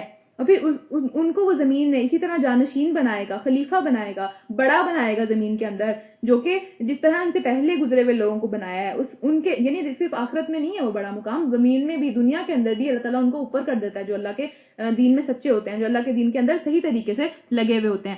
اچھا, اس کے بعد کیا ہے کہ ان کے لیے ان کے دین کو مضبوط بنیادوں پر قائم کرے گا, وہ بہکیں گے نہیں, وہ ادھر ادھر نہیں جائیں گے. اللہ تعالیٰ ان کو ان کی راہ پہ ہی رکھے گا, ان کو یقین ہوگا دل کے اندر بھی کہ ہم صحیح کام کر رہے ہیں. پھر اس کے بعد جسے اللہ تعالیٰ نے ان کے لیے پسند کر لیا, اور یعنی صحیح راستوں کو اللہ تعالیٰ اسی راستے پہ رکھے گا جس کو اللہ تعالیٰ نے ان کے لیے پسند کر لیا, اور ان کی حالت جو خوف کی حالت ہے, جو پریشانی ہے, جو ساری معاملات دلوں کے اندر ہیں, ان کو امن سے بدل دے گا, سکون میں آ جائیں گے, وہ خوش ہو جائیں گے, اور پھر بس وہ میری ہی بندگی کریں گے اور میرے ساتھ کسی کو شریک نہیں کریں گے. اور جو اس کے بعد کفر کرے, یعنی اللہ کی نعمت پانے کے بعد, ہدایت پانے کے بعد, اللہ تعالیٰ کی ایک سکون کی حالت پانے کے بعد, دل کی گواہی کے بعد جو کفر کرے, تو ایسے ہی لوگ فاسق ہیں. تم چاہیے کہ تم نماز قائم کرو, زکوٰۃ دو, اور رسول کی اطاعت کرو. یعنی اللہ تعالیٰ نے اپنا بھی ذکر نہیں کیا ہوا, رسول کی اطاعت کرنی فرض ہے ہمارے اوپر. کس نے سکھایا یہ ساری کی ساری چیزیں, کس نے بتایا آگے کہ اللہ تعالیٰ کیا چاہتا ہے ہم سے؟ تو رسول کو ہم کسی خاتے میں نہیں لے کے آتے آج کل کے مسلمان. اور پھر آگے چلتے ہیں, امید ہے کہ تم پر رحم کیا جائے گا. جو لوگ کفر کر رہے ہیں ان کے متعلق اس غلط فہمی میں نہ رہنا کہ زمین میں اللہ کو عاجز کر دیں گے, یعنی زمین میں اللہ تعالیٰ کے حکم کے علاوہ یہ کچھ کر دیں گے. یہ جو کچھ کر رہے ہیں اللہ تعالیٰ کو پتہ ہے کہ کیا کر رہے ہیں, اور اللہ تعالیٰ جب چاہیں گے ان کی رسی بھی کھینچ لیں گے. ان کا ٹھکانہ دوزخ ہے اور وہ بہت ہی برا ٹھکانہ ہے. رکو نمبر 8, اے لوگوں جو ایمان لائے ہو, لازم ہے کہ تمہاری لونڈیاں اور غلام اور تمہارے وہ بچے جو کہ ابھی عقل کی حد تک نہیں پہنچے, تین اوقات میں, دن کے 3 اوقات میں اجازت لے کے تمہارے پاس آیا کریں. دیکھیں کتنا پیارا اصول اللہ تعالیٰ ہمیں بتا رہے ہیں بچوں کے بارے میں, ارد گرد کے لوگوں کے بارے میں, کہ 3 ٹائم اس طرح کے ہیں کہ جہاں پہ اگر میاں بیوی ساتھ ہیں اور ان کے کمرے میں وہ ہیں آپس میں ایک دوسرے کے ساتھ, تو ہر بندہ باہر سے اجازت لے کے آئے گا. ایسے بے دھڑلے اندر نہیں داخل ہو جانا, ٹھیک ہے. اور ہمارے خاندانی نظام اتنے گندے ہیں نا کہ اس میں اگر کوئی بندہ یہ بات کر دے کہ اجازت لے کے اندر آؤ, تو اسی کے پیچھے پڑ جائیں گے سارے.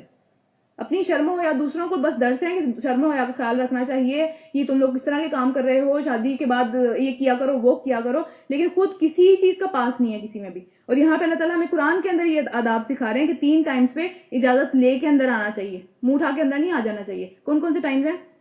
صبح کی نماز سے پہلے, یعنی رات کے ٹائم پہ نا, فجر سے پہلے. اور پھر دوپہر کو جب کہ تم کپڑے اتار کر رکھ دیتے ہو, اگر کیلولا کوئی فرما رہا ہے, کوئی آپس میں جو ہے وہ لیٹے ہوئے ہیں کوئی میاں بیوی اس طریقے سے, تو پھر ایسے منہ دھڑک اندر نہیں جانا چاہیے. اور اس کے بعد عشاء کی نماز کے بعد جب کوئی سونے لگے تب بھی ایسے منہ اٹھا کے اندر نہیں جانا چاہیے. اسی طرح ہمارے پیرنٹس کے کمروں میں بھی ہمیں منہ اٹھا کے اندر نہیں چلے جانا چاہیے, اجازت لے کے اندر جانا چاہیے. اسی طرح بچوں کو بھی بچپن سے یہ چیز سکھانی چاہیے کہ اجازت لے کے اندر آنا ہے, ایسے نہیں آنا.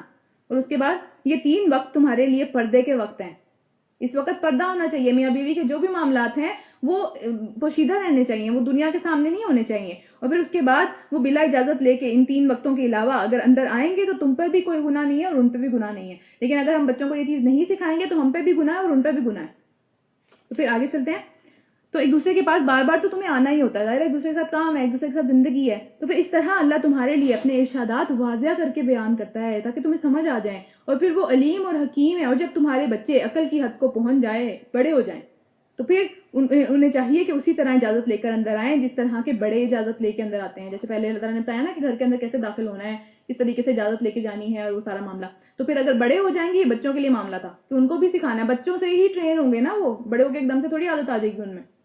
تو پھر بڑے ہو کے بھی وہ اس بات کا خیال رکھیں گے کہ یہ اجازتیں لے کے گھر جانا ہے. اس طرح سے جو ہے وہ کمرے کے اندر ڈائریکٹلی نہیں گھس جانا کسی کے بھی, کیونکہ یہ بری بات ہے, یہ اچھی بات نہیں ہے. اور پھر اچھا اسی طرح اجازت لے کر آئیں جس طریقے سے بڑے اجازت لے کے اندر آتے ہیں. اور اسی طرح اللہ اپنی آیات تمہارے سامنے کھول کھول کے بیان کرتا ہے, وہ بہت جاننے والا اور حکمت والا ہے.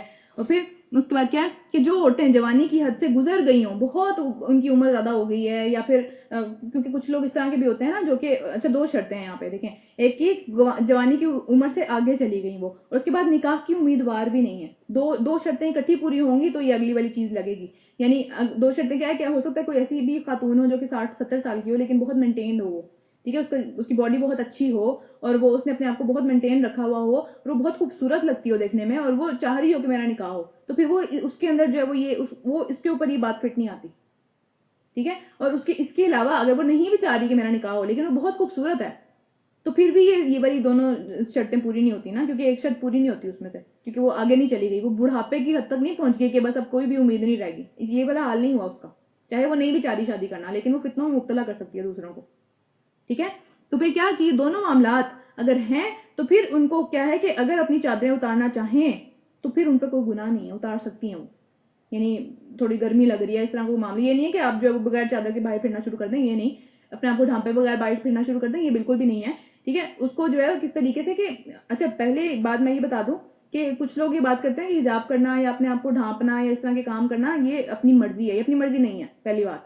ٹھیک ہے. یہ کچھ لوگ سننا بھی پسند نہیں کرتے اس بارے میں, لیکن بہرحال یہ ہم کیونکہ یہ صورت پڑھ رہے ہیں, اس کی صورت کے شروع میں اللہ تعالیٰ نے پہلی آیت میں کہا تھا کہ ساری چیزیں اس میں جو آ رہی ہیں وہ فرض ہیں سب کے اوپر. ٹھیک ہے. تو یہاں پہ بھی جو ساری چیزیں آ رہی ہیں فرض ہیں. ابھی پیچھے ہم نے پڑھا کہ اپنی زینتوں کو چھپانا, اپنی جو آپ کو کور کرنا یہ فرض ہے, اللہ تعالیٰ نے فرض کیا ہوا ہے نا. تو یہاں پہ بھی یہ والی بات ہے کہ وہ اپنی چادریں اتار کر رکھ دیں تو ان پہ کوئی گناہ نہیں ہے, کیونکہ ان کو کوئی امید ہی نہیں ہے. بس ٹھیک ہے وہ صحیح ہے اپنی زندگی کے اندر, بس شرط یہ کہ ان کی یہ چیز نہ ہو کہ میں اپنی چیسٹ کو پرومیننٹ کر رہی ہوں یا میں اپنا جو ہے وہ کوئی اس طرح کا معاملہ کر رہی ہوں کہ لوگ میری طرف اٹریکٹ ہوں, اس طرح کی چیز نہ ہو اس کے دل کے اندر. یعنی اس کو گرمی لگ رہی ہے کوئی اس طرح کا معاملہ, پھر وہ اتار کے رکھ سکتی ہے.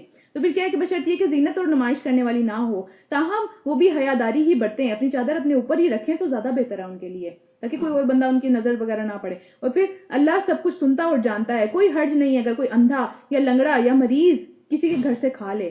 یعنی یہاں پہ اللہ تعالیٰ ہمیں کھانے کے بھی طریقے بتا رہے ہیں, کس کس کے گھر سے ہم کھا سکتے ہیں, کس کس کے گھر کس کس کو ہم کھانے پہ انوائٹ کر سکتے ہیں, کس کس کے گھر جا کے ہم جو ہے وہ بغیر کسی جھجک کے کھا سکتے ہیں. یہاں پہ اللہ تعالیٰ ہمیں وہ بتا رہے ہیں. تو ہمیں مطلب کون سی چیز ہے جو قرآن سے نہیں ملتی, مطلب یہ سوچنے والی بات ہے. ایک ہی صورت ہے, یہ بھی ایک ہی صورت چل رہی ہے اور اس میں کتنی چیزیں آ گئی ہیں, دیکھیں ذرا. اچھا اس کے بعد آگے چلتے ہیں. کوئی حرج نہیں ہے کہ اندھا لنگڑا یا مریض کسی کے گھر سے کھا لے, اور نہ تمہارے اوپر کوئی حرج ہے, یعنی ان کے لیے تو کوئی حرج ہی نہیں ہے, کہیں سے بھی کھانا چاہیں کھا سکتے ہیں. یعنی کسی سے جا کے کھانا ان کی ہم بھی ان کو دے سکتے ہیں, یا پھر اگر یہ کسی سے مانگ لیں تو ان کو بھی ان کو دینا چاہیے. تو پھر کیا ہے کہ کوئی حرج نہیں ہے تمہارے اوپر بھی کہ تم اپنے گھروں سے کھاؤ, تمہارا اپنا گھر ہے, تمہیں دیا اللہ تعالیٰ نے, تو کھاؤ. اور پھر اپنے باپ کے گھر سے یا پھر دادا کے گھر سے کھاؤ, اگر ان کے الگ گھر ہیں تو وہاں جا کے بھی بے سکون سے کھائیں, وہاں پہ کوئی مسئلہ نہیں ہے. اور پھر یا پھر اپنی ماں کے گھر سے یا نانی کے گھر سے کھاؤ, یا پھر اپنے بھائیوں کے گھروں سے کھاؤ, یا پھر اپنی بہنوں کے گھروں سے کھاؤ, یا پھر اپنے چچاؤں کے گھروں سے کھاؤ, یا پھر پھوپھیوں کے گھروں سے کھاؤ, یا ماموں کے گھروں سے, یا خالاؤں کے گھروں سے, یا ان گھروں سے جن کی کنجیاں جن کی ذمہ داریاں تمہارے سپرد کر دی گئی ہوں. یعنی یتیم تھا کوئی اور اس کی آپ نے ذمہ داری اٹھا لی, یا کوئی بھی اس طرح کا معاملہ تھا کہ اس طرح کا ہو گیا کچھ نہ کچھ. ٹھیک ہے. اور پھر اینڈ پہ سارے رشتہ داروں کے بعد یا پھر اپنے دوستوں کے گھروں سے کھاؤ. دوستی بھی تو ایک رشتہ ہے نا, اور اسپیشلی یہاں جہاں پہ ہم لوگ رہ رہے ہیں یہاں پہ تو ویسے ہی کوئی رشتہ دار نہیں ہوتا, دوستیاں ہی رشتے ہوتے ہیں. تو اس لیے ان کے ساتھ بھی رشتہ داروں والا ہی لحاظ ہونا چاہیے, جو رشتہ داروں کا لحاظ ہے نا آپس میں, کہ ایک دوسرے کا خیال ہے, ایک دوسرے کے لیے مطلب اچھے کام کرنا ہے, ایک دوسرے کے اوپر حقوق ہیں, وہ سارے یہاں پہ پھر دوستوں کے سینس میں بھی آ جاتے ہیں. کیونکہ ابن عباس نے فرمایا کہ دوست رشتہ داروں سے بھی زیادہ تاکید والا رشتہ ہے دوستی کا. یعنی جتنا خیال, جتنا احساس, جتنا کیئر ہم رشتہ داروں کی کرتے ہیں, بعضوں کا دوستی اس سے آگے چلی جاتی ہے نا, تو پھر یہ اس سے بھی زیادہ تاکید والا رشتہ ہے, اس میں زیادہ لحاظ, زیادہ احساس کرنا چاہیے ایک دوسرے کا. تو پھر اسپیشلی اس ملک میں ہم نے پہلے بھی بات کیا ہے کہ یہاں پہ تو ویسے کوئی رشتہ دار نہیں ہے, تو یہاں پہ زیادہ لحاظ اور احترام کرنا چاہیے ایک دوسرے کا. اچھا اس کے بعد آگے چلتے ہیں. اس میں بھی کوئی حرج نہیں ہے کہ تم سب لوگ مل کے کھاؤ یا الگ الگ کھاؤ, کوئی مسئلہ نہیں ہے, جیسے مرضی کھائیں, دعوتیں اڑائیں, اللہ تعالیٰ نے اجازت دی ہے سب چیزوں کی. اور پھر کیا ہے کہ جب گھروں میں داخل ہو تو پھر تم لوگ پہلے سلام کر لیا کرو. یہ زیادہ اچھی بات ہے کہ بتا کے, مطلب سلام کرنے کا, اونچی آواز میں سلام کرنے کا مطلب یہ کہ گھر والوں کو پتہ چل جائے کوئی آیا ہے, ایسے بے دھڑک کے منہ اٹھا کے اندر نہیں چلے جانا چاہیے. اور پھر کیا ہے کہ اللہ کی طرف سے یہ بہت مبارک تحفہ اور بہت ہی بابرکت اور پاکیزہ تحفہ ہے تمہارے لیے, تو تمہیں چاہیے کہ تم اس کا جو ہے وہ استعمال کرو, اس کو شکر ادا کرتے ہوئے اس کا استعمال کرنا چاہیے, اس سلام کا. اور پھر اس طرح اللہ تمہارے سامنے آیات بیان کرتا ہے, توقع ہے کہ تم سمجھ بوجھ سے کام لوگے, عقل سے کام لوگے. پھر رکوع نمبر 9 سٹارٹ ہوتا ہے. مومن تو اصل میں وہی ہیں جو اللہ اور اس کے رسول کو دل سے مانے, اور جب کسی اجتماعی کام کے اوپر ایک ٹیم ورک چل رہا ہے, ایک پورا کا پورا معاملہ چل رہا ہے, تو پھر رسول اللہ صلی اللہ علیہ وسلم کے ساتھ ہوں تو ان کی اجازت لیے بغیر نہ جائیں. یعنی اگر یہ جو سارا معاملہ ہے کہ اگر کوئی ٹیم میں کوئی کام کر رہے ہیں تو پھر اپنی مرضی نہیں ہوگی اس کے اندر جو لیڈر ہے, جو امیر ہے, اس کی مرضی چلے گی. اس کی مرضی کے بغیر آپ منہ اٹھا کے وہاں سے باہر نہیں نکل سکتے اس کام سے کہ میری کسی نے بات نہیں مانی, میں کام چھوڑ کے بغیر کسی کو بتائے چلا گیا. باقی سارے یہ بات سمجھ رہے ہیں کہ شاید ابھی وہ کام چل رہا ہے اس طریقے سے. تو لیڈر کو اللہ تعالیٰ نے, جس طرح نبی صلی اللہ علیہ وسلم میں لیڈر تھے, اس کو اللہ تعالیٰ نے تھوڑی سی سپیریورٹی دی, اس کی بات ماننی پڑے گی. پھر کیا اس کو بتا کے جائیں. اور پھر اے نبی صلی اللہ علیہ وسلم جو لوگ تم سے اجازت مانگیں، یعنی تم لیڈر ہو، تم سے اگر کوئی بندہ اجازت مانگتا ہے کہ بھئی مجھے رخصت چاہیے، میں وہاں جا رہا ہوں، جو بھی ان کا معاملہ ہے، تو پھر مانگتے ہیں وہی اللہ اور رسول کے ماننے والے ہیں، یعنی اجازت لے کے جانا چاہیے، بتا کے جانا چاہیے، یہ کوئی رسپانسبل بیہیویئر نہیں ہے. اور پھر جب کبھی وہ اپنے کسی کام کے لیے اجازت مانگے تو تمہیں اختیار ہے، چاہے تم اجازت دو یا چاہے نہ دو. یعنی لیڈر کو اللہ تعالیٰ نے اختیار دیا ہوا ہے کہ وہ سمجھتا ہے کہ ابھی اس کو چھٹی نہیں دی جا سکتی، ابھی اس سے یہ کام کرنا چاہیے، تو پھر وہ کام کرنا پڑے گا اس بندے کو، کیونکہ وہ اس کے نیچے ہی ہے. اور پھر اس کے بعد ایسے لوگوں کے حق میں اللہ سے دعائیں مغفرت کیا کرو. اللہ یقیناً بڑا ہی غفور الرحیم ہے. مسلمانوں اپنے درمیان رسول اللہ صلی اللہ علیہ وسلم کو بلانے کو آپس میں ایک دوسرے کا سا بلانا نہ سمجھ بیٹھو کہ جیسے تم بدتمیزی سے نام لے لے کے ایک دوسرے کو بلاتے ہو، ویسے نبی صلی اللہ علیہ وسلم کو نہیں بلانا، وہ بہت اوپر ہیں. ان کا بہتر ہے کہ نام نہ لیا جائے، ان کو رسول اللہ صلی اللہ علیہ وسلم کہا جائے، ان کو نبی صلی اللہ علیہ وسلم کہا جائے. ان کا نام نہیں لینا چاہیے، احترام سے نام لیں اگر لینا بھی ہے تو. یہ نہیں ہے کہ چیخ چیخ کے جو نعتیں پڑی جاتی ہیں یا گلے پھاڑ پھاڑ کے اللہ کے نبی کا نام لیا جا رہا ہوتا ہے، یہ تو احترام نہیں ہے کہیں سے بھی. ٹھیک ہے، تو بہت ہی احترام سے آپس میں جیسے ایک دوسرے کو بلاتے ہیں ویسے نہیں بلانا نبی صلی اللہ علیہ وسلم کو. اور پھر اللہ ان لوگوں کو خوب جانتا ہے جو تم میں سے ایسے ہیں کہ وہ جو ہے وہ کھسک جاتے ہیں جب محفل شروع ہو جاتی ہے، اس کے بعد وہ درمیان میں کھسک جاتے ہیں. یعنی منافقین کچھ اس طرح کے تھے جو کہ شروع میں حاضری لگوا لیتے تھے کہ ہاں ہم آ گئے ہیں، جیسے ہی نبی صلی اللہ علیہ وسلم کا دھیان ادھر ادھر کہیں ہوتا تھا تو وہ فوراً سے درمیان سے پیچھے سے کھسک جاتے تھے. تو پھر رسول مطلب اللہ تعالیٰ کو تو پتا چل گیا نا کہ ظاہر ہے وہ لوگ چلے گئے ہیں، وہ نبی صلی اللہ علیہ وسلم کو اپنی طرف سے دھوکہ دے رہے ہوتے تھے، لیکن اللہ کو تو پتا تھا. پھر رسول اللہ صلی اللہ علیہ وسلم کے حکم کی خلاف ورزی کرنے والوں کو ڈرنا چاہیے کہ وہ کسی مصیبت میں نہ پڑ جائیں. اگر ہم آج بھی اللہ کے نبی کی بات نہیں مانیں گے تو ہمیں بھی ڈرنا چاہیے کہ ہم کسی مصیبت میں نہ پڑ جائیں یا پھر ان پر کوئی سخت دردناک قسم کا عذاب نہ آ جائے. خبردار رہو، آسمانوں اور زمین میں جو کچھ ہے وہ اللہ کا ہے. اللہ تعالیٰ جس کو چاہے جہاں سے چاہے عذاب دے دے. ہر چیز اللہ کے مطلب حکم کے اوپر چلتی ہے نا. اور پھر تم جس روش پر بھی ہو، جو بھی طریقہ اپنا رہے ہو، اس کو اللہ خوب جانتا ہے. جس روز لوگ اس کی طرف پلٹائے جائیں گے وہ انہیں بتا دے گا کہ وہ کیا کچھ کر کے آئے ہیں، کیا کیا پیچھے. اور پھر وہ ہر چیز کا علم رکھنے والا ہے. یہ سورت ختم ہو گیا. سورۃ فرقان شروع کرتے ہیں. بسم اللہ الرحمن الرحیم. اللہ کے نام سے شروع کرتے ہیں جو کہ بڑا ہی مہربان نہایت رحم کرنے والا ہے. نہایت ہی مبارک ہے وہ ذات جس نے یہ فرقان اپنے بندے پر نازل کیا تاکہ سارے جہان کے بندوں کو جو وہ برے انجام سے خبردار کر دے. ہر جہان میں جتنے لوگ آئے ہیں، جتنے آنے والے ہیں، ہر ایک کے لیے یہ کتاب آئی ہے نا قرآن. اور فرقان کیا چیز ہوتی ہے؟ فرق کرنے والی، جو کہ فرق کر دیتی ہے صحیح اور غلط میں، سچ اور جھوٹ میں، سیدھی راہ میں اور الٹی راہ کے اندر. وہ فرق کر دینے والی چیز ہے. وہ اپنی باتوں سے، اپنی آیات سے اس چیز کے اندر فرق کر دیتی ہے، کیا چیز ٹھیک ہے، کیا چیز نہیں ٹھیک، کیا کرنا چاہیے اور کیا نہیں کرنا چاہیے نا. اور پھر جو زمین اور آسمان کی بادشاہی کا مالک ہے، جس نے کسی کو بیٹا نہیں بنایا. یہ مکی صورت ہے، ٹھیک ہے. تو آپ کو سمجھ میں آئے گا کہ مکی صورت اور مدنی صورتوں میں فرق کیا ہے. پچھلی مدنی صورت تھی، اس میں احکامات آ رہے تھے، اس میں کوئی احکامات نہیں آئیں گے. اچھا آگے چلتے ہیں. جس نے کسی کو بیٹا نہیں بنایا، جس کے ساتھ بادشاہی میں کوئی شریک نہیں ہے، جس نے ہر چیز کو پیدا کیا ہے اور اس کی پھر ایک تقدیر مقرر کر دی. نبی صلی اللہ علیہ وسلم نے ہمیں بتایا کہ اللہ نے آسمان اور زمین کی پیدائش سے 50,000 سال پہلے مخلوق کی تقدیر لکھ دی تھی کہ کیا کیا چیز ہوگی، کیا کیا نہیں ہوگا. اور پھر اللہ تعالیٰ نے فرمایا کہ اللہ کا عرش پانی کے اوپر ہے. اور پھر لوگوں نے اسے چھوڑ کر ایسے معبود بنا لیے جو کسی چیز کو پیدا نہیں کرتے بلکہ خود پیدا کیے جاتے ہیں. ان کا کیا اختیار ہے؟ ان کو کیوں عبادت کے قابل بنا لیا؟ اور پھر جو خود اپنے لیے کسی فائدے اور نقصان کا اختیار نہیں رکھتے، جو نہ مار سکتے ہیں نہ زندہ کر سکتے ہیں، نہ ہی مرے ہوئے کو پھر سے اٹھا کر کھڑا کر سکتے ہیں، کوئی اختیار نہیں ہے، پھر بھی انہی کے سامنے، انہی قبروں والوں کے سامنے، انہی بڑے پیروں فقیروں کے سامنے جا کے جھکتے ہیں جو کہ خود اللہ کے سامنے ہاتھ جوڑے کھڑے ہیں کہ ان کی رحمت کے لیے، اپنے اللہ کی رحمت کے لیے اور اللہ کی بخشش کے لیے. تو پھر کافر یہ کہتے ہیں کہ یہ فرقان یعنی یہ قرآن ایک من گھڑت چیز ہے جسے اس شخص نے یعنی نبی صلی اللہ علیہ وسلم نے اپنے آپ سے ہی گھڑ لیا ہے، اپنی طرف سے باتیں کرتے ہیں یہ عجیب عجیب سی. اور پھر کچھ لوگ دوسرے اس کام میں اس کے مددگار ہیں، یعنی انہوں نے کہیں سے سیکھ لیا ہے، کسی نے اس کو آ کے یہ باتیں سکھا دی ہیں. اور پھر بڑا ہی سخت ظلم اور سخت جھوٹ ہے یہ جس کے اوپر یہ لوگ اتر آئے ہیں. کس طرح کی باتیں کریں اللہ کی صاف صاف واضح نشانیوں کے بارے میں. پھر کہتے ہیں یہ پرانے لوگوں کی لکھی ہوئی چیزیں ہیں جس کو یہ شخص نقل کراتا ہے اور اسے صبح شام سناتا رہتا ہے. یعنی سننا بھی گوارا نہیں تھا ان مکہ والوں کو، مشرکین کو جو وہاں پہ رہتے تھے نا.